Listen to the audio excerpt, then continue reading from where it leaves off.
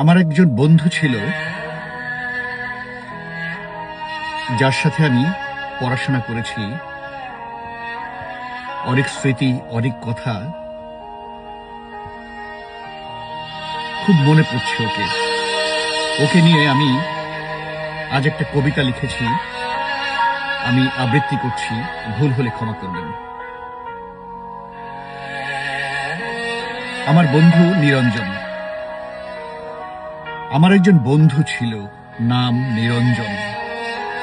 ক্লাসে সবার আগে আসলেও বসতো গিয়ে শেষ বেঞ্চিতে। স্যার পড়া জিজ্ঞেস করলে নিঃসংকোচে বলে দিত, আমি পড়তে সময় পাইনি। দারিদ্রতা তাকে ওই বয়সেই অনেক কিছু থেকে বিমুখ করে রেখেছিল।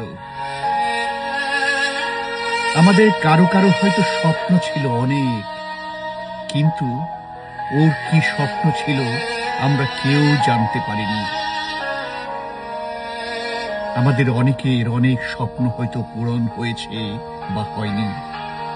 নিরঞ্জন, ওর কোনো স্বপ্নই ছিল না। এই জন্য মনে হয় আমাদের অনেকের চাইতেও বেশি সুখী ছিল। অপ্রাপ্তির কষ্টকে ছুঁতে পারেনি কখনো। এখনো যখন দেখি কাঁধে গামছাটা রেখে আপন মনে হেঁটে চলেছে, চোখ দুটো দেখলে মনে হয় বিষণ্ণতাকে পাশ কাটিয়ে নির্দ্বিধায় এগিয়ে যাচ্ছে।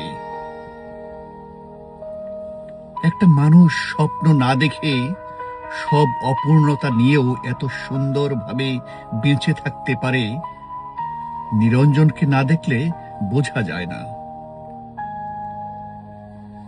ওর এই হাসিতে হয়তো জৌলস নেই। জীবনের সফলতার সেই অর্থে কোনো গল্প নেই। স্নিগ্ধ বিকেল অথবা রামধনুর মতো ঝাঁঝালো রঙের সমাহার নেই, কিন্তু একটা গল্প আছে, যে গল্পের শেষে অপ্রাপ্তির কথা বেশি থাকলেও সুখ আছে। তুমি তুমি ঠিক নদীর মতো বহমান, নিজের পথে বয়ে যাও, জীবনের প্রতি কোনো অভিযোগ নেই। নিরঞ্জনের সঙ্গে কাটানো দিনগুলো যেন হৃদয়ের ফ্রেমে বন্দী হয়ে আছে। তারা লুকিয়ে আছে চায়ের কাপের ধোঁয়ায়, বৃষ্টির শব্দে, পাখিদের কলতানে, কিংবা হঠাৎ পাওয়া কোনো পুরনো গানের লাইনে। কিছু স্মৃতি থাকে স্পষ্ট, কিছু ঝাপসা, তবু সবগুলোই উষ্ণ। ঠিক যেমন শীতের সকালে রোদ্দুর চোখে লেগে থাকে না, কিন্তু গায়ে লাগে। সময় আমাদের হয়তো আলাদা দিকে টেনে নিয়ে গেছে। নতুন দিন, নতুন ব্যস্ততা পুরনো মুহূর্তকে ঢেকে দেয়।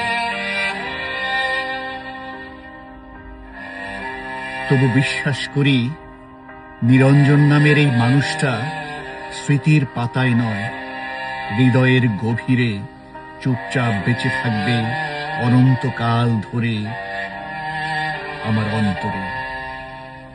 ধন্যবাদ।